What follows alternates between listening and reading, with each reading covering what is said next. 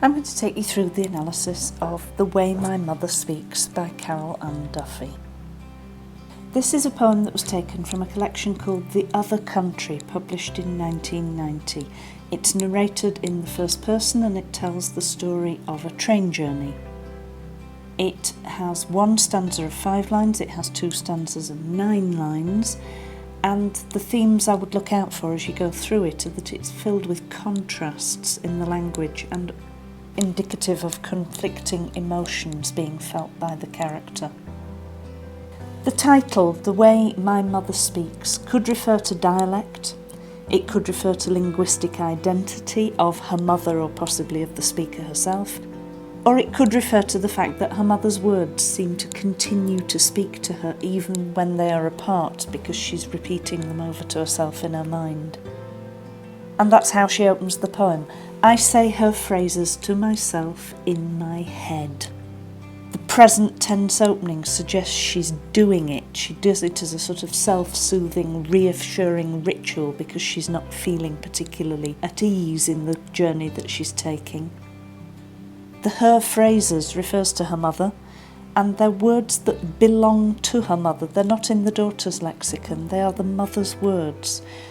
And then we get these pronouns, her and my, which emphasise the separateness between the two women, but also the fact that somehow these words that stay in the daughter's mind link them together.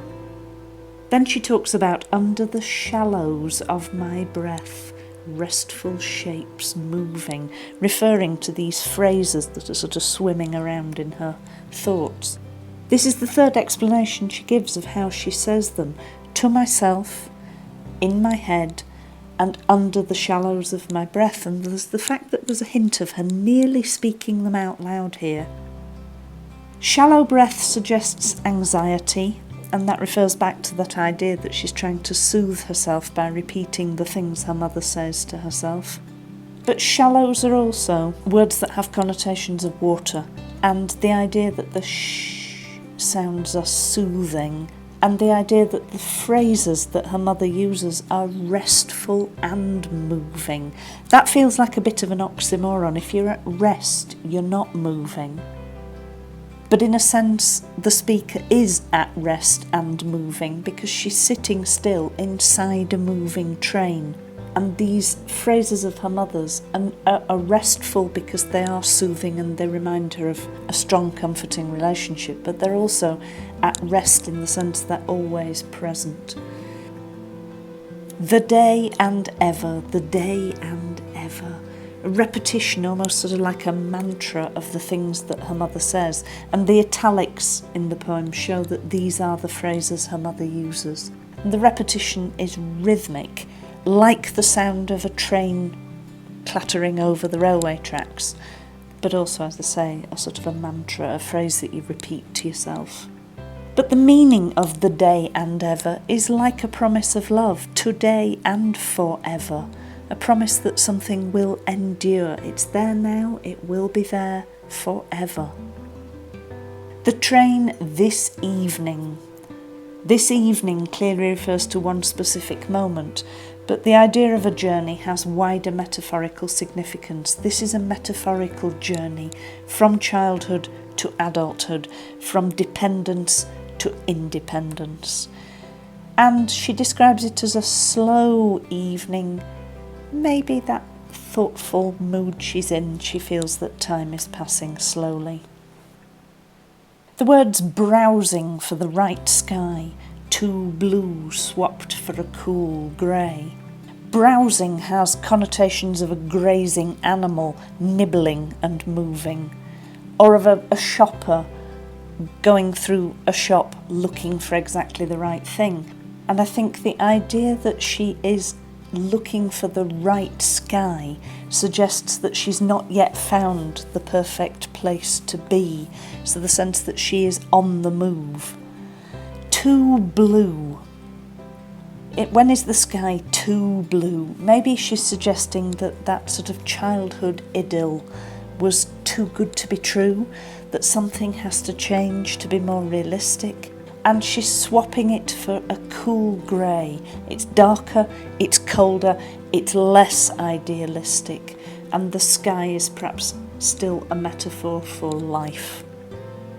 For miles I have been saying what like it is, and I think the fact that she's measuring time as a distance, time and distance are linked and she kind of blurs the two, and I think that's because both time and distance are things that separate us from the people we love. So in a sense, in this context, in what she's thinking about, they are one and the same thing. What like it is another of her mother's phrases. The word order is Scottish usage, which perhaps reflects nostalgia for her roots. And then she says, the way I say things. Doesn't that remind you of the title, The Way My Mother Speaks? The way I speak, the way I say things. It echoes the title, but she seems to be claiming it for herself. The way I say things when I think.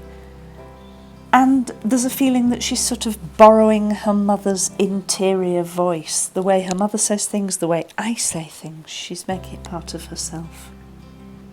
Nothing is silent. Nothing is not silent. Oh, so many contradictions, so many double meanings and ambiguities in this bit. Nothing is silent. This is ambiguous. Does it mean that emptiness, nothing, is silent, has no sound? Or does it mean that nothing is silent in that everything has a voice? And when she moves on to nothing is not silent, even emptiness still has a voice, and the voice that's gone with her is her mother's voice. Maybe there's a suggestion here that other things that are not physically with you remain with you in your mind as well. And she repeats this phrase, what like it is. Her mother's simple phrase, what like it is, expresses maybe a surrender to not having any answers. There's lots of questions, no answers, but maybe it's okay not to have any answers. Only tonight I am happy and sad. Even the typography here emphasises that this is a unique moment. The words only tonight stand on their own on the line. Simple childlike words for a moment of nostalgia and optimism. She's positive about the future, sad to leave the past behind, and again there's contradiction. But then she confirms the idea that those are childlike words with the phrase, like a child who stood at the end of summer. The time, the end of summer, seems to be embodied as a place where you could stand. And even though she's not a child, she seems to be on a similar brink of change, like at a moment of transition, waiting for summer to become autumn, waiting for perhaps the young woman that she was to become more of an adult. And it's a child who dipped a net in a green, erotic pond.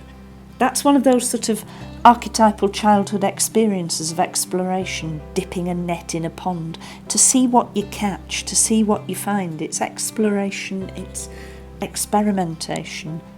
And the pond is green, it's verdant, it's fertile, it's natural, it's an exciting place to be. But the word erotic introduces a more adult theme because it refers to some sort of beginning of sexual awareness. And it emphasises this idea of being on the brink of change. The day, and the line break creates a pause, making us kind of savour that moment in time, that memory of standing there with the net. And ever, we move on. It moves us forward into an unlimited, undefined future. What is ever? Where is it going to take her? And then the whole phrase is repeated and reunited, and it reunites those two times, today and forever, and it repeats and reiterates that sense of a promise. I am homesick, free, in love. And we've got this triplet again of ideas that she's sad looking back to the past. Freedom is a wonderful thing. The idea of being in love suggests possibilities, there may be the potential for an adult relationship. And then the last line, with the way my mother speaks, brings us back to the security of her mother's voice and back to the title of the poem. And when we talk about themes, contrast, conflicting emotions, nostalgia about childhood, the idea of childhood ending, the idea of journeys being both literal and metaphorical, these are all things that you will find in other Duffy poems, which gives you a lot to write about with the way my mother speaks.